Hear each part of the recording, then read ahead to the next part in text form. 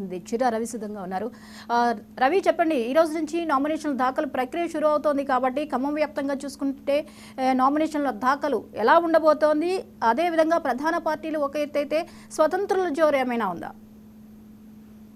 జ్యోతి, ఇప్పటికే ఎన్నికల రణరంగం మొదలైంది. ఈ రోజు నుంచి నామినేషన్ల ప్రక్రియ అనేది ప్రారంభం అవుతుంది. ఎన్నికల ఏర్పాట్లు కూడా ఇప్పటికే ఎన్నికల కమిషన్ ప్రధానంగా ప్రొసీడింగ్ అధికారులు ఎవరైతే ఉన్నారో వాళ్ళకి ఎన్నికల ఏర్పాట్లు మొత్తం కూడా చేశారు. ఖమ్మంలో లోక్సభ సంబంధించినటువంటి ఏదైతే నామినేషన్ ప్రక్రియ ఖమ్మం కలెక్టరేట్ లో జరుగుతుంది.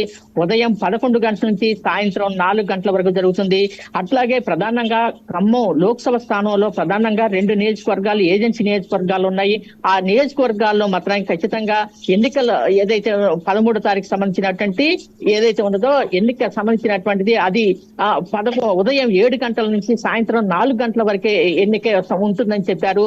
అట్లాగే నామినేషన్ వేసేటువంటి అభ్యర్థులు ఎవరైనా 100 మీటర్లు దూరంగా ఉండి మాత్రమే ఏదైతే అక్కడికి రావాల్సింది అవసరం ఉందని చెప్పేసి అదేవిధంగా 3 వాహనాలను మాత్రం అనుమతిస్తామని చెప్పారు. వాటితో పాటుగా ఎన్నిక అంటే నామినేషన్ వేసేటువంటి అభ్యర్థులు ఎవరైతే ఉన్నారో వారు 25,000 పూచీకత్తు ఏదైతే ఉందో అది వాళ్ళకి చెల్లించాలని, అట్లాగే ఎస్సీ ఎస్టీ అభ్యర్థులకైతే 12,500 రూపాయలు చెల్లించాలని చెప్పేసి ఎన్నికల నిబంధనలు విధించారు. అంటే అభ్యర్థులు ఎవరైతే ఉన్నారో వారు పూర్తి స్థాయిలో హెల్ప్ అంటే చేసేటప్పుడు నామినేషన్ దాఖలు చేసేటప్పుడు హెల్ప్ డెస్క్ కి సంబంధించినటువంటి ఏదైతే ఉందో అది కలెక్టరేట్ లో ప్రధానంగా ఎన్నికల ప్రొసీడింగ్ అధికారి దగ్గర హెల్ప్ డెస్క్ కూడా వచ్చేటువంటి అభ్యర్థులు వాళ్ళకి ఎవరైనా సహకారం కావాల్సి వస్తే హెల్ప్ డెస్క్ కూడా ఏర్పాటు చేయడం జరిగింది.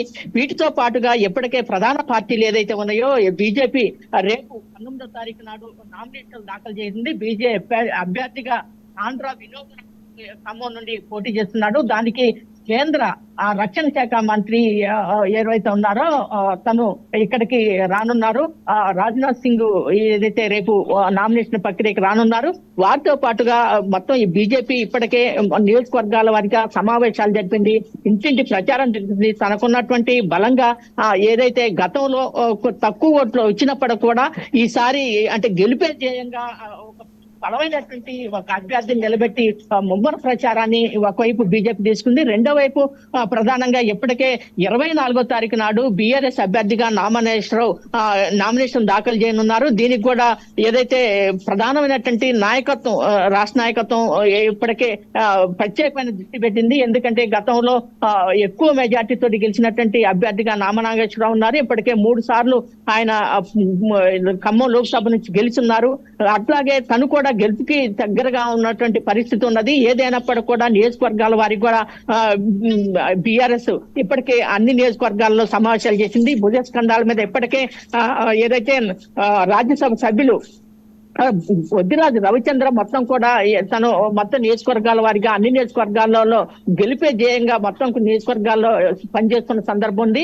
వాటితో పాటుగా ఏదైతే కాంగ్రెస్ ఏదైతే ఉన్నదో కాంగ్రెస్ ఇప్పటికే అభ్యర్థి తెలుసుకోలేని అనిశ్చిత పరిస్థితి ఉన్నది. ఇప్పటికే గందరగోళంలో కాంగ్రెస్ పార్టీ ఉందనే చెప్పాలి. ఏదైనా కూడా ప్రధానంగా అంటే టికెట్ ఎవరికి వస్తుందనే ఆతృతతోటి ఒక ఉత్కంఠ అయితే ఖమ్మం కాంగ్రెస్ లో నెలకొని ఉన్నది.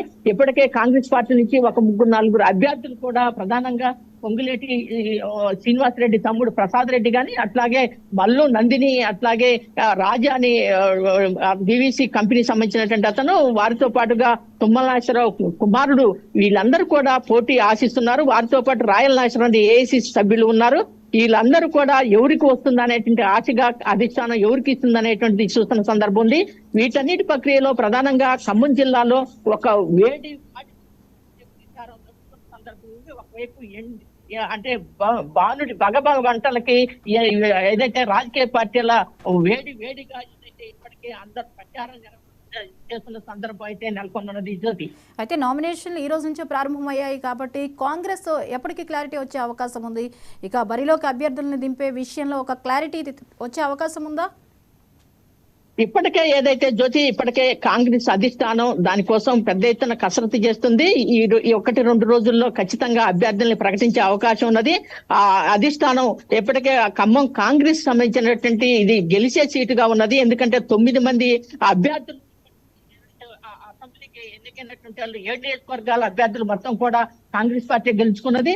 ఈ 7 నియోజకవర్గాల అభ్యర్థులు ఎమ్మెల్యేలుగా ఉన్నటువంటి వాళ్ళు గెలుచుకోవడం, అదే ఎవరికి సీట్ వచ్చినా గెలుపు ఖాయమైనటువంటి దాని నుంచి ఇక్కడ పోటీ కూడా ఒక ఎక్కువ ఉన్నది. దాని నుంచి అధిష్టానం కాంగ్రెస్ అధిష్టానం ఎవరికి ఇస్తుందనే ఆశగా ఉంది. 2-3 రోజులలో ఖచ్చితంగా 1-2 రోజుల్లో కానీ 2-3 రోజుల్లో కానీ అభ్యర్థిని ప్రకటించే అవకాశం ఉన్నది Jyoti. Right, thank you Ravi.